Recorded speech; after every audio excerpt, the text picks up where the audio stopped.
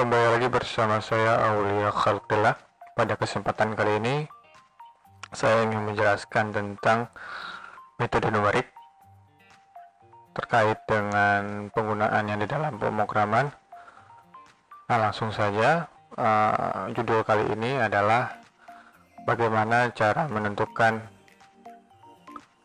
sebuah akar dari persamaan tidak linear menggunakan metode numerik. Nah, banyak metode untuk menentukan akar dari sebuah persamaan tidak linear menggunakan metode numerik. Nah, salah satunya adalah metode bisection atau metode bracket methods, atau dalam bahasa Indonesianya itu adalah metode bagi dua.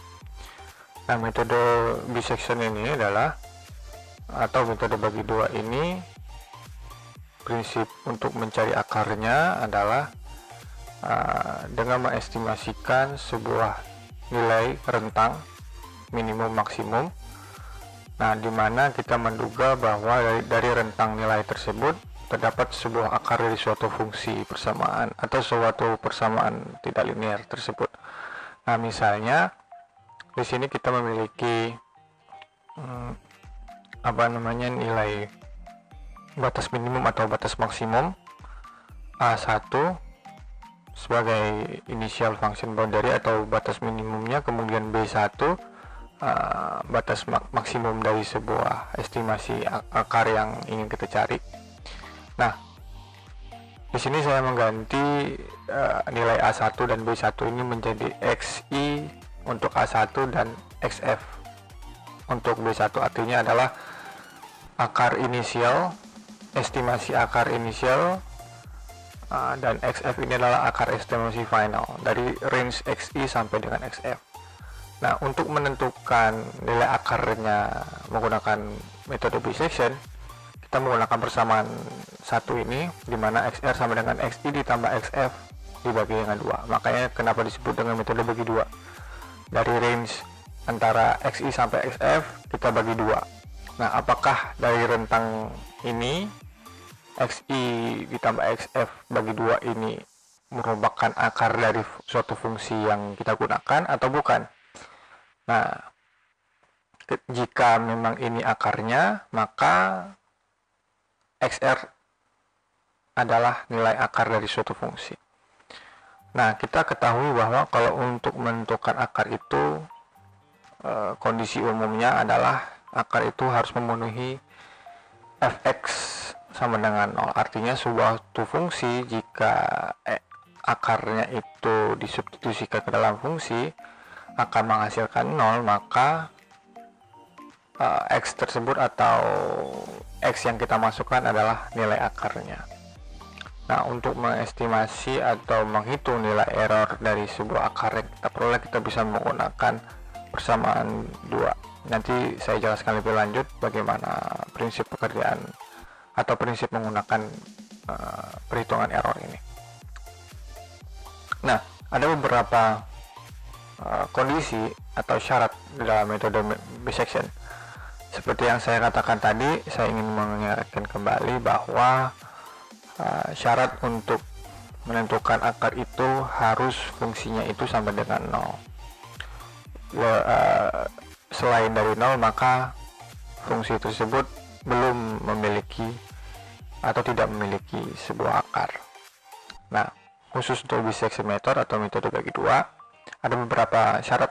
Yang pertama, jika fungsi dari batas awal yang kita masukkan atau yang kita tentukan dikali dengan fungsi dengan batas maksimum yang kita masukkan atau kita tentukan lebih kecil dari 0 perkaliannya ya, maka diduga akarnya itu ada di rentang nilai minimum XI sampai dengan nilai maksimum XF.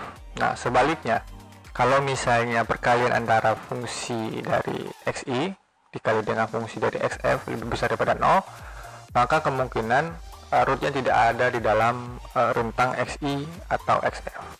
Maka kita harus mengupdate batas baru XI atau XF.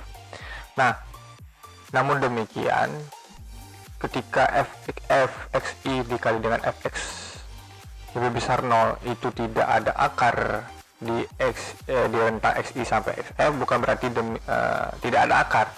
Bisa saja ada akar, namun dalam perhitungan ini tidak terdetek bahwa di dalam tersebut adalah akar. Adanya akar dari suatu persamaan tidak linear tersebut. Nah, lanjut. Nah, jika di poin pertama ini terpenuhi, maka kita akan melakukan perhitungan akarnya menggunakan persamaan satu seperti sebelumnya. Xi ditambah dengan xf dibagi dengan 2. Nah, maka kita akan mendapatkan nilai xr atau nilai akar estimasi yang pertama. Kemudian kita cek dari 3 syarat ini. Apakah jika fxi dikali dengan fxr, ya, xr tadi ini yang merupakan persamaan dissection atau metode bagi 2 yang telah kita hitung di poin 3 ini lebih kecil daripada 0, maka nilai batas maksimum atau xf yang sebelumnya kita tentukan itu berubah nilainya menjadi nilai xr. Nah, jadi diupdate nilainya dari nilai maksimum yang sebelumnya kita masukkan atau kita tentukan dirubah menjadi diganti atau menjadi nilai xr jika kondisi yang pertama ini terpenuhi. Nah, maka sekarang current atau nilai akar sekarang, ya, xr akan menjadi nilai xr yang lama, disimpan dalam variabel xr old. Di sini saya tulis. Nah, kemudian kita hitung nilai errornya menggunakan persamaan 2 tadi. Nah, menggunakan persamaan 2 error, maka persamaannya tadi ini adalah xr dikurang dengan xr old dibagi dengan xr old. Maka akan mendapatkan nilai error yang nilai error dari kondisi yang digunakan ini. Setelah itu kita melakukan perhitungan nilai akar yang baru. Nah, menggunakan persamaan 2 juga seperti sebelumnya. Nah, jika misalnya kondisi 1 itu terpenuhi, maka ada kondisi selanjutnya jika fxi dikali dengan fxr lebih besar dari 0. Nah, jika kondisi ini terpenuhi, maka si xi-nya yang diubah menjadi nilai xr. Nah, artinya range akarnya itu berada di antara xr sampai dengan xf. Nah, kalau yang di poin A, maka akarnya itu ada di range antara xi sampai dengan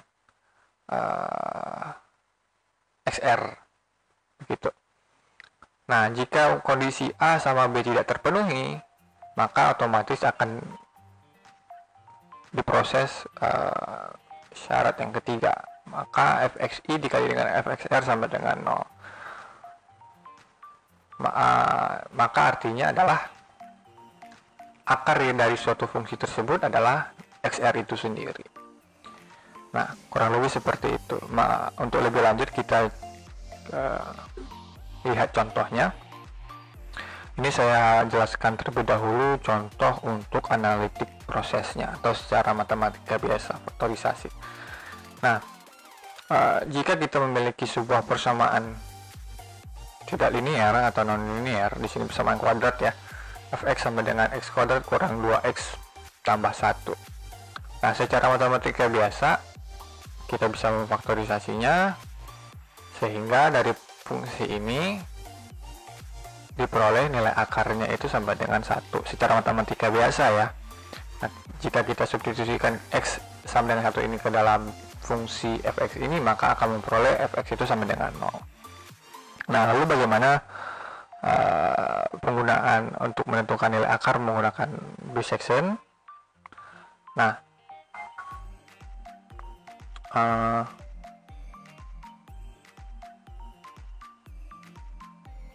seperti yang saya jelaskan sebelumnya, kita set dulu atau kita inisialkan dulu batas minimum dan batas maksimum yang kita inginkan. Misalnya di sini xi-nya itu adalah minus 2 dan batas maksimumnya adalah XF atau final boundary-nya itu sama dengan 2. Nah, kemudian kita cek terlebih dahulu di sini XF ya. Nah, kemudian kita cek terlebih dahulu apakah si fxi dikali dengan fxf fungsi dari xf lebih kecil daripada 0. Kita hitung seperti biasa, kita masukkan nilai-nilainya ini ke dalam fungsi masing-masing sehingga diperoleh kondisi ini 9 lebih kecil daripada 0. Maka ini adalah kondisi yang tidak memenuhi. Aturannya kan 9 itu lebih besar daripada 0, maka ini tidak terpenuhi untuk kondisi ini. Karena seharusnya perkalian antara fxi dikali dengan fxf itu lebih besar dari 0, maka kita harus mengupdate nilai batasnya, batas minimum dan batas maksimum dengan nilai yang lain. Misalnya di sini saya mengupdate nilai xi-nya berubah menjadi min 1, sedangkan nilai xf-nya itu tetap sama dengan 2. Nah,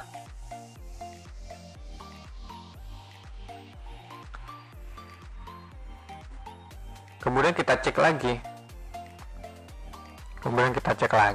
dengan menggunakan perkalian ini, fungsi xi dikali dengan fungsi xf apakah lebih kecil dari 0 atau tidak. Kita hitung lagi, ternyata masih kita peroleh 4 lebih kecil daripada 0. Ini merupakan kondisi yang tidak terpenuhi. Sama seperti sebelumnya, jika kondisi tidak terpenuhi, maka kita harus mengupdate nilai batas yang baru. Nah, pada saat ini xi-nya itu tetap minus 1, sedangkan xf-nya berubah menjadi sama dengan 1. Dari yang sebelumnya 2 menjadi sama dengan 1. Kemudian kita cek lagi kondisi yang sama. Ya, kita hitung, maka kita peroleh 0 lebih kecil daripada 0. Maka ini terpenuhi, maka selanjutnya akan dihitung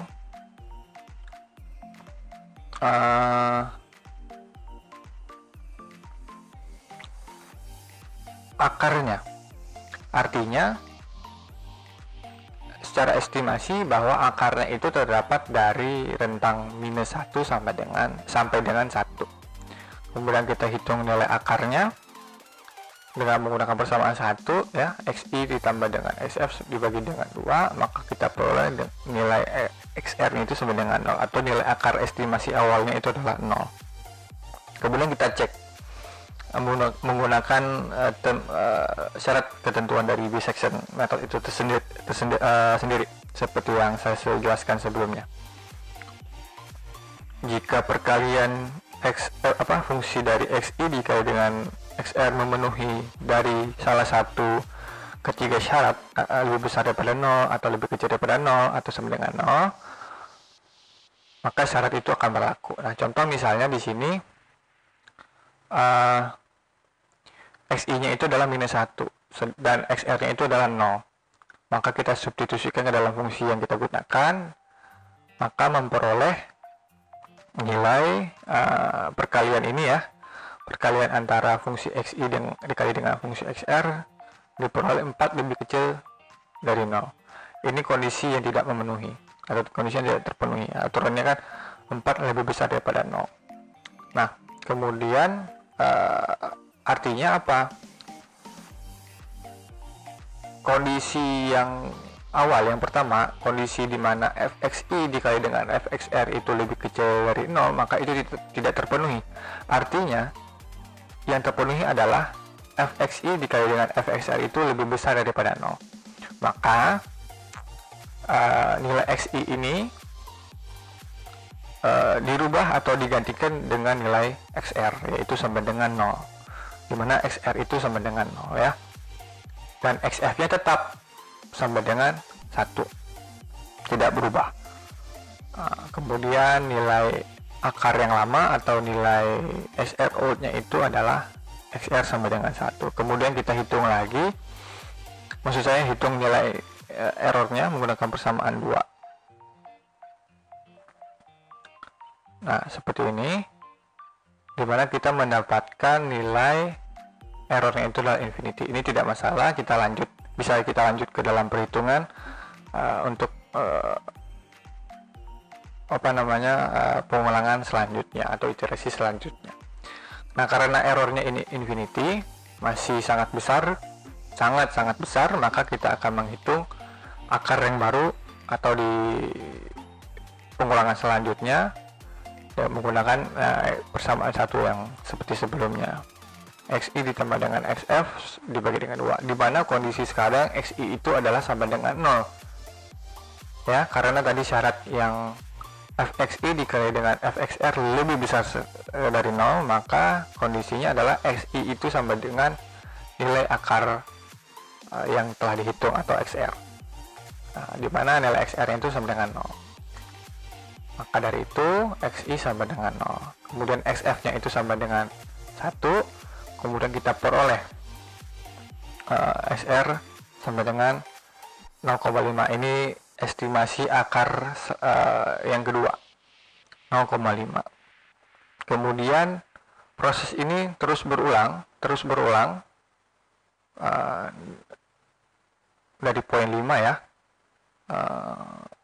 terus berulang hingga nilai errornya itu mendekati limit errornya, dimana di sini kita setting limit errornya itu pangkat minus 10. Nah, jika pengulangannya itu setelah memenuhi batas limit error yang ditentukan, maka nilai akar yang mendekati dengan error 0 itu diperoleh.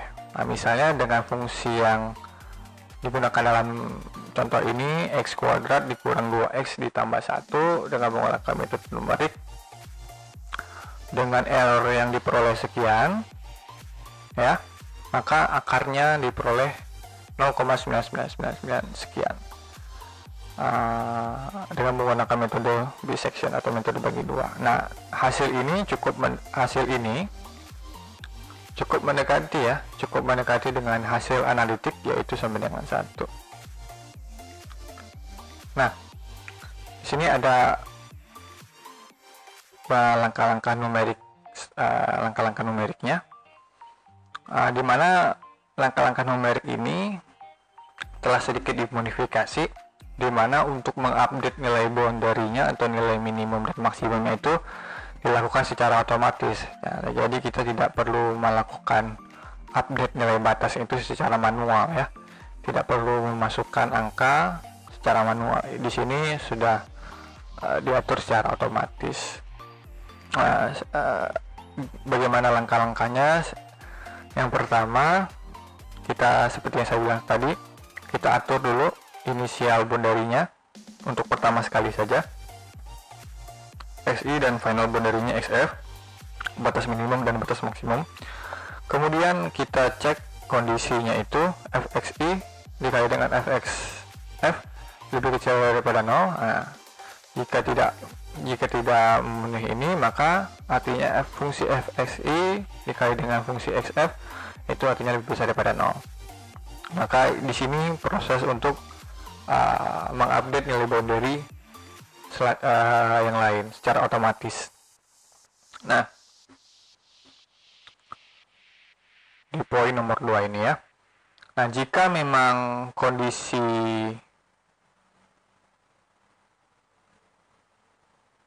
duanya ini terpenuhi, misalnya fxi dikali dengan fxf lebih kecil daripada 0, maka dihitung persamaan menggunakan persamaan 1 untuk menghitung nilai akar yang diestimasikan. Nah, kemudian kita hitung nilai errornya menggunakan persamaan 2. Kemudian kita atur limit errornya. Di sini kita kondisikan pangkat minus 10, 1 pangkat minus 10 sekian.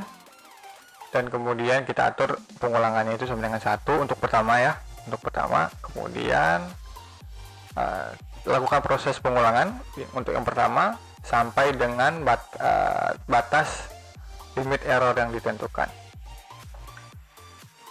Nah, lakukan proses decision. Jika kondisi yang pertama ini terpenuhi, maka nilai